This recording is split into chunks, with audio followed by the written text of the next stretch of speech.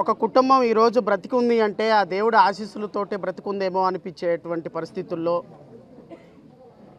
ఒక ఉన్నతమైనటువంటి చదువులు చదువుకొని ఏ రోజు రాజకీయాలలోకి రాకుండా, రాజకీయాలు మాట్లాడకుండా వాళ్ళ వ్యక్తిగతమైన జీవితాలతో వాళ్ళు నడుచుకునేటువంటి ఒక కుటుంబం మీద అత్యంత పాశవికమైనటువంటి దాడి జరిగినప్పుడు ఆ కుటుంబంలో ఉన్నటువంటి మహిళల పరిస్థితి, చిన్నపిల్లల పరిస్థితి ఎలా ఉంటుందో ఈరోజు కళ్ళారా చూసి ఇలాంటి ఇబ్బందికరమైన పరిస్థితుల్లో రాష్ట్ర ప్రజలతో మీ ద్వారా మాట్లాడుతున్నందుకు చాలా బాధపడుతున్నా. ఎందుకంటే ఒక ప్రభుత్వం is expected to function legitimately.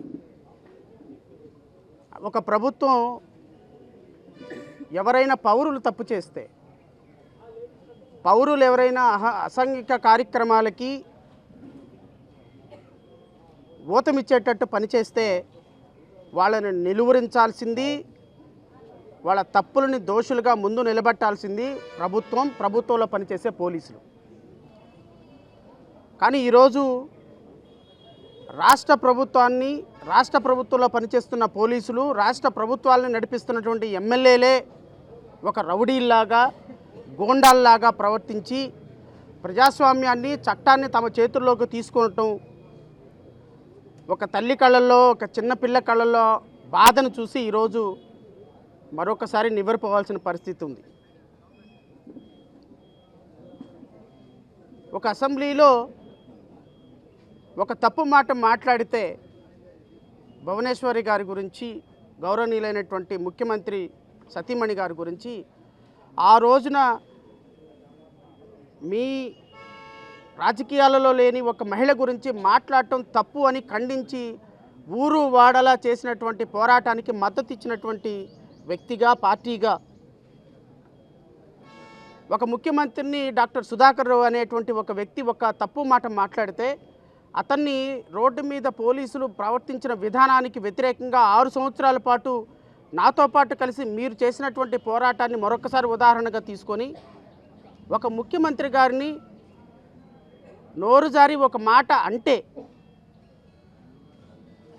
వేల మంది పడి, ఇంటి మీద పడి, కత్తులు కర్రలతోటి, మారణాయుధాలతోటి దాడి చేసే సంస్కృతి ఎక్కడి నుంచి వస్తుందో ఒక్కసారి గుర్తు చేసుకోమని కోరుతున్నా. ముఖ్యమంత్రి చంద్రబాబు నాయుడు గారు, మీ ప్రభుత్వం 6 సంవత్సరాలు 7 సంవత్సరాల నుంచి ఇప్పటికీ డాక్టర్ సుధాకర్ కేసుని మోస్తూనే ఉంది. కారణం ఏంటో తెలుసా? అప్పటి డాక్టర్ సుధాకర్ మీద జరిగిన చిన్న దాడి ఒక ముఖ్యమంత్రిని తిట్టడంతో మొదలైన కారణంగా. మరి ఆ రోజు సుధాకర్ అంశాన్ని మీరు మీ భుజాన వేసుకొని, మీ పార్టీ భుజాన వేసుకొని ఈరోజు గౌరవ హోమ్ మినిస్టర్గా ఉన్నటువంటి అనిత గారు కూడా ఇప్పటికీ వారి కుటుంబాన్ని పరామర్శించి ఇప్పటికీ గత ప్రభుత్వం మీద బురజల్లుతున్న మీరు ఈరోజు మొన్న జరిగిన అంబటి రాంబాబు గారి ఇంటి మీద జరిగిన దాడికి ఏ విధంగా సమాధానం చెప్తారమ్మా మీరు? ఒక మహిళగా, ఒక తల్లిగా రాంబాబు గారి కుటుంబ సభ్యుల మీద మీరు చేస్తున్నటువంటి దాడి మీ అధికారిక పార్టీ ఎమ్మెల్యే దగ్గరుండి ఆ రోజు వాళ్ళ అదృష్టం బాగుండి ఈరోజు నా ప్రెస్ మీట్లో నాతో పాటు మాట్లాడుతున్నారు. నిజంగానే ఆ రోజు కనుక ఏదో ఒక సందర్భంలో ఒక లాక్ ఓపెన్ అయ్యి ఆ అల్లరి మూక కన్నా లోపలికి వెళ్ళిపోతే ఈరోజు ఆ తల్లి, ఆ పిల్లలు ఈరోజు మాట్లాడటానికి మన ముందు ఉండేవాళ్ళు కాదు. ఎందుకంటే వచ్చిన వాళ్ళలో ఆవేశం, ఆ ఆలోచన లేని, నాకు తెలిసినంత వరకు ఆ రోజు వచ్చిన వాళ్ళలో సగానికి సగం మంది తాగొచ్చారు. రాడ్లు, కర్రలతోటి. నేను అడుగుతున్న హోమ్ మినిస్టర్ గారిని, ఇది లా అండ్ ఆర్డర్ అంటామా మనం? దీన్నే లెజిటిమేట్ గవర్నెన్స్ అంటామా? Is it not a state sponsored terrorism as you rightly said Chandrababu Naidu garu? ఒక వ్యక్తి ఒక మాట మిమ్మల్ని అంటే చట్టం ప్రకారం మీరు అతన్ని శిక్షించాలి. చట్టం ప్రకారం మీరు కేసులు బుక్ చేయాలి. ఒక ఇన్సిడెంట్ మీద 53 కేసులు బుక్ చేస్తారా? అరెస్టు చేస్తే చట్టం ప్రకారం శిక్షించండి. అంతేగాని మహిళలు, చిన్నపిల్లలు, ఆడవాళ్ళు, రాజకీయాలతో సంబంధం లేని వాళ్ళ ఇంటి మీదకి వందల వేల మందిని పంపించి, పైగా నేను అడుగుతున్న ఎమ్మెల్యే గల్లా మాధవి గారు ఇంకొకసారి జరిగితే మళ్ళీ ఇది రిపీట్ అవుతుందని వార్నింగ్ ఇస్తారా? ఏమో మీరు ప్రజాస్వామ్యంలో నివసిస్తున్నాం అనుకుంటున్నారా, లేకపోతే మీ యొక్క ఆటవిక పరిపాలనలో నివసిస్తున్నాం అనుకుంటున్నారా? ఇది రాజ్యాంగంలో ప్రమాణం చేసి మీరు మీ ముఖ్యమంత్రి ప్రమాణ స్వీకారం చేసి అయ్యారు, కానీ మీ తెలుగుదేశం పార్టీ మేనిఫెస్టోలో ప్రమాణ స్వీకారం చేసి అవ్వలేదు. ఈ దేశంలో ప్రతి ఒక్క దానికి ఒక పద్ధతి ఉంటుంది, ఒక లా ఉంటుంది, ఒక ప్రొసీజర్ ఉంటుంది. ఒకవేళ అంబటి రాంబాబు గారు తిడితే లీగల్గా దాన్ని కేసు పెట్టి దాన్ని డీల్ చేయాలి తప్ప ఈరోజు మీ అనుచరులందరినీ కూడా ఇళ్ల మీదకి పంపిస్తే రేపొద్దున అధికారం మారదా? మీకు అనుచరులు ఉన్నట్టు వీళ్ళకి అనుచరులు ఉండరా? మీ దగ్గర ఉన్నట్టు రడ్లు, కత్తులు అంబటి రాంబాబు గారి దగ్గర ఉండవా? మీ ఒక్కడికే అమ్ముతారనుకుంటారా రాడ్లు, కత్తులు, కటారులు? This is not democracy. This is not a way of doing things in democracy.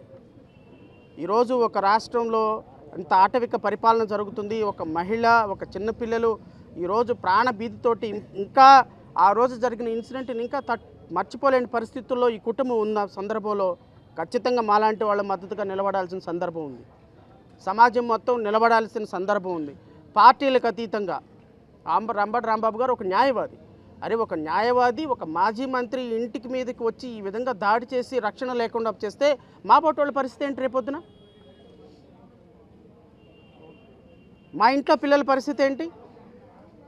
ఈ దేశాన్ని 45 సంవత్సరాలు సీనియర్ పొలిటీషియన్ని, నేను లా అండ్ ఆర్డర్కి నా ప్రాణం ఇస్తానన్న ముఖ్యమంత్రి చంద్రబాబు నాయుడు గారు ఈ సంఘటన కనీసం ఖండించలేదు. మీరు ఆడపిల్లల మీద చిన్న ఈగ వాలితే ఎక్కడుంటే అక్కడికి నేను వస్తానన్న పవన్ కళ్యాణ్ కనీసం స్పందించలేదు, కనీసం ఖండించలేదు.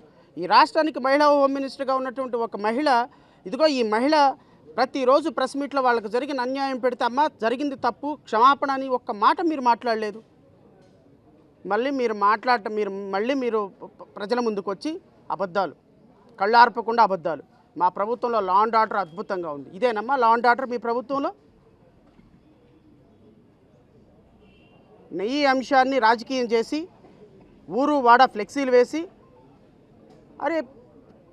పూజ చేసుకోవడానికి వెళ్తున్నటువంటి వ్యక్తి మీద వేల మంది దాడి చేసింది మీరు.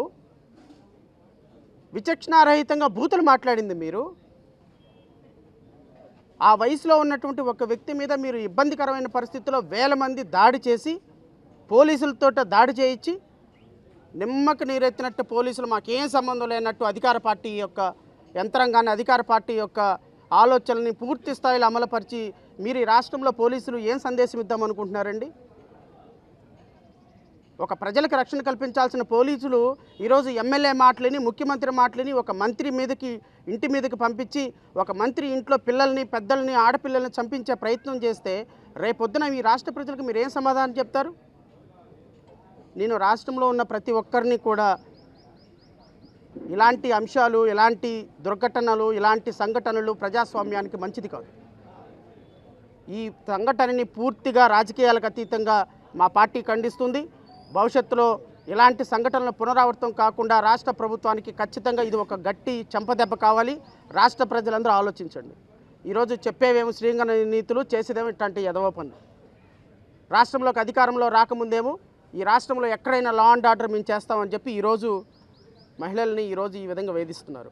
సో దీని మీద మనందరం కూడా సంఘటితం కావాలి. ఇలాంటి మహిళలకి, చిన్నపిల్లలకి రేపు నీ ఇంట్లో జరిగినా, నా ఇంట్లో జరిగినా, ఈవెన్ రేపొద్దున వైఎస్ఆర్ కాంగ్రెస్ పార్టీ అధికారంలోకి వచ్చి ఇంకొకరి మీద దాడి జరిగినా మనం ఖండించాల్సిందే.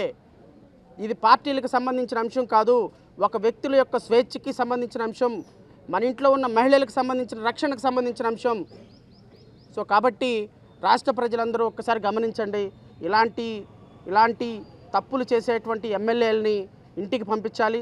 వీళ్ళకి అధికారం ఇచ్చి ఈ అధికారంతో పోలీసులను ఆడిస్తున్న విధానం బట్టి మనకు రక్షణ లేదు అనే విషయాన్ని గమనించి మన బిడ్డలకి, మన కుటుంబాలకి రక్షణ కల్పించుకునే విధంగా ఎవరికి సమస్య వచ్చినా మనం ఉన్నామనే భరోసా వాళ్ళకి ఇవ్వగలిగితే రేపు మనకు సమస్య వచ్చినప్పుడు వాళ్ళు కూడా వస్తారనేటువంటి ప్రజాస్వామ్య పద్ధతిలో నిలబెట్టుకోవడానికి మనం పనిచేయాలనేది మరొకసారి రాష్ట్ర ప్రజలకి మీ మీ మీడియా మీ సోదరుల ద్వారా తెలియజేస్తూ రాంబాబు గారి కుటుంబానికి మేము పూర్తిగా అండగా ఉంటాం, వారి పిల్లలకి మేము పూర్తిగా అండగా ఉంటాం. భవిష్యత్తులో ఇలాంటి అనాలోచితమైనటువంటి నిర్ణయాలు తీసుకునే ప్రభుత్వాన్ని రోడ్డు పొలిమేరలు దాటి పంపించేంత వరకు ప్రజాస్వామ్య వ్యవస్థలో మేము పనిచేస్తామని మీ అందరికీ మాటిస్తూ మరి ఈ సందర్భంగా విలేకరులందరికీ కూడా మరొకసారి కృతజ్ఞతలు తెలియజేసుకుంటూ జై హింద్.